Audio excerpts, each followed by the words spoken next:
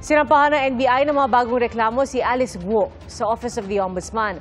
Dahil po yan sa hindi umano pagbabayad ng tamang buwis at hindi pagsunod sa tamang proseso ng land conversion. Saksi si John Consulta.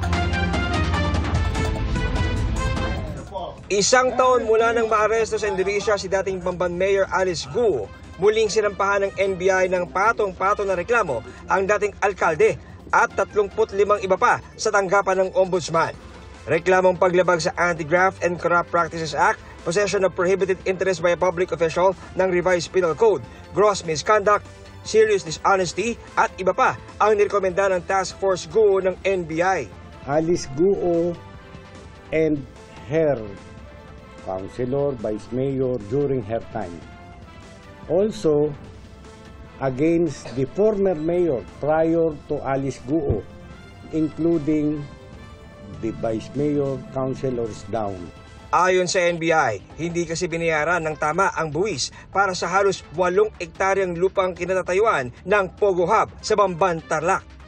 Nakita na mayroong isang property doon, ang appraised value is 3.9 billion.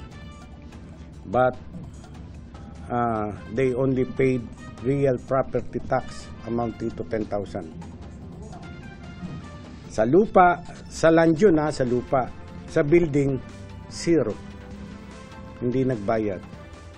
Di rin aniya sinunod ang tamang proseso ng land conversion mula agriculture papuntang commercial use ng lupang tinayuan ng naturang Pogo Hub.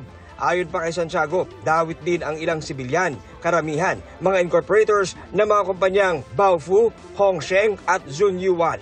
Kanina, dinala na ng NBI sa Ombudsman ang mga kahon na naglalaman ng mahigit 1,000 pahina kada kopya na reklamo laban kina Alice Guo.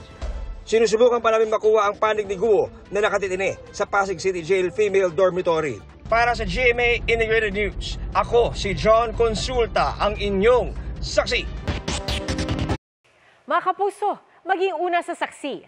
Mag-subscribe sa GMA Integrated News sa YouTube para sa iba't ibang balita.